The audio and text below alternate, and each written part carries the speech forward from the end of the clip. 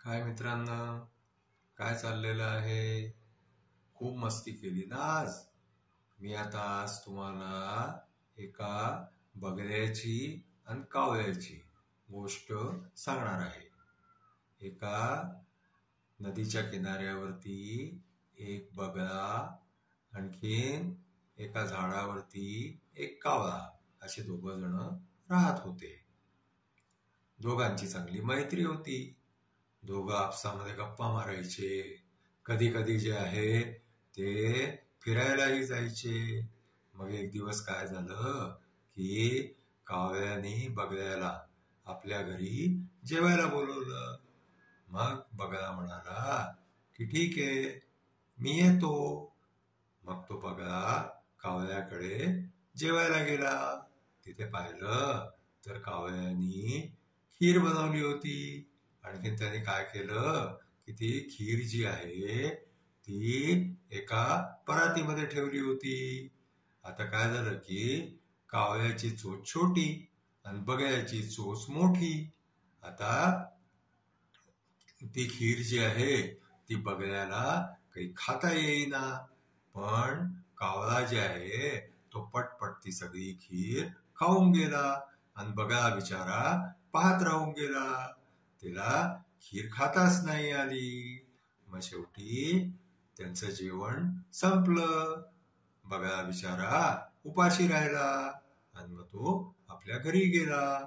तो घरी जाताना विचार करायला लागला की अरे, आज आपल्याला कावळ्याने चांगलं बेवकूफ बनवलं, जेवायला बोलवलं, आणखीन आपल्याला खाता तर आलंच नाही, असं त्यांनी आपल्याला जेवायला वाढलं.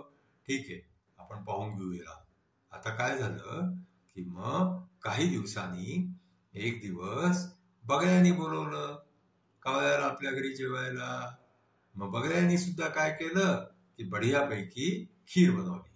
आणि त्यांनी काय केलं की एका सुरईमध्ये, सुरई म्हणजे काय असते माहितीये का?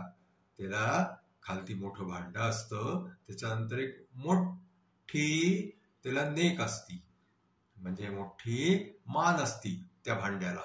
आणखी वरती जाऊन ते भांड जे आहे ते छोटस तोंड असतं त्याला. आता काय झालं की त्यांनी ती सुरई त्याच्यामध्ये खीर ठेवली. आणखीन कावळ्याला त्यांनी म्हटलं की या जेवायला, खीर वाढलीये. आता काय झालं की कावळ्याची चोच लहान होती, तर कावळ्याला त्या सुरईमध्ये चोच टाकून काही खीर खाता येईना. पण बगळ्याची चोच तर खूप लांब होती.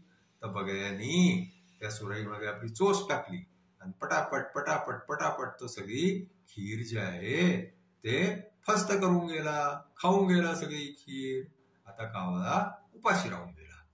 आता काय झालं की कावळा जेव्हा उपाशी राहिला तेव्हा कावळ्याला कळलं की अरे, आपण जेव्हा बगळ्याला बोलवलं होतं तेव्हा आपण फार मोठी चूक केली की आपण परातीमध्ये खीर ठेवली आणि म्हणून बगळ्याला खाता आली नाही.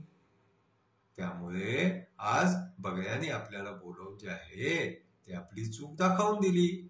आणखीन त्यांनी अशा भांड्यामध्ये खीर ठेवली की जी मला खाता येईना. आणखीन बघा सगळी खीर खाऊन गेला. तर म्हणून पोरांनो, आपण जेव्हा कोणालाही आपल्या घरी जेवायला बोलवतो किंवा फराळाला बोलवतो तेव्हा या गोष्टींचं लक्ष ठेवायला पाहिजे की आपल्याकडे येणारा जो पाहुणा आहे तो कसा आहे, तो काय खाऊ शकतो, कसं खाऊ शकतो, हे जर तुम्ही विचार केला तर कधीही त्या कावळ्या आणखीन बगळ्यासारखी स्थिती होणार नाही. आपली गोष्ट आज इथेच संपते. आमची गोष्ट सरो आणि तुमचं पोट भरो.